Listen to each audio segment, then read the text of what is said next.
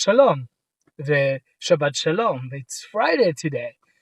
Friday is the day we clean house because we prepare ourselves for the arrival of the Shabbat Queen tonight. This is going to be exciting. Shabbat is always exciting. So, I'm reminded this morning of a little story that I heard about that. There was one time this newlywed rabbi.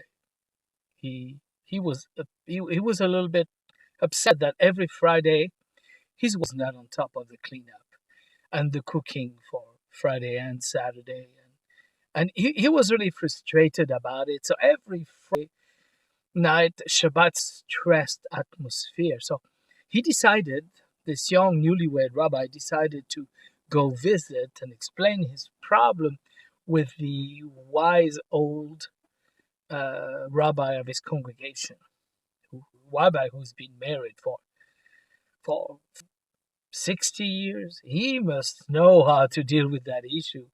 He went to see him and he explained and he said, well, every Friday it of this cleanup doing and we arrive and things are not finished. And the wise old rabbi listened patiently, pondered, and opened his wise old mouth and told Rabbi, I can see your problem. Here's the solution. Why don't you pick up a broom and help?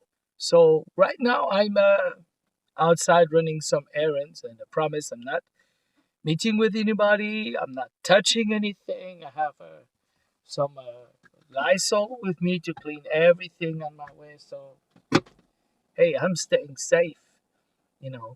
But as soon as I come home, I'm gonna be helping my wife to prepare for Shabbat. It, it's a it's a blessing to prepare for Shabbat. It's actually a blessing to be alive.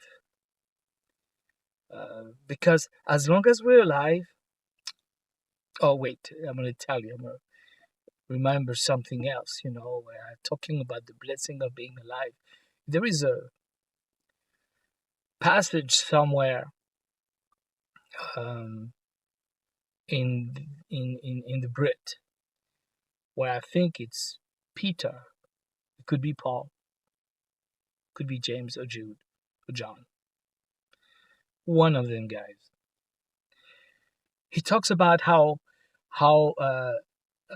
angels were fighting for Moshe's body when he died. When I remember reading that scripture and reading a bit more about it, and I remember reading a midrash how Moshe was 120, and I wouldn't say he had an easy life. He was a blessed man, but his life was not easy. But he died at 120. And the midrash that I read explained how Moshe, he fought dying. He didn't want to die. He really fought it. And the reason why he fought it is the same reason why I say it's a blessing to be alive. He fought down because as long as we're alive, we have the ginormous, what is this word that Marians uses? Opportunity to practice mitzvot, to do things that the Torah tells us to do. Once we're dead, it's finished. Once we're dead, we can't help somebody in need. Once we're dead, we can't do charity. We can't pray for somebody. Once we can't cook for somebody. Once we're dead, we don't have the blessing to clean house for Shabbat. Once we're dead, we can't do dishes for somebody. Once we're dead, we can't encourage somebody. Once we're dead, we can't smile to somebody. Once we're dead, we can't give words of appreciation to somebody. And This is why it is important that we do all we can wherever we are to be and stay alive. So that also when we come in the presence of the Almighty, He doesn't ask us, it's not your time yet. So, oh, well, I really didn't care about being alive, and I felt that I've done my time, and I felt I left it in your hand. You say, yes, and I gave you instructions.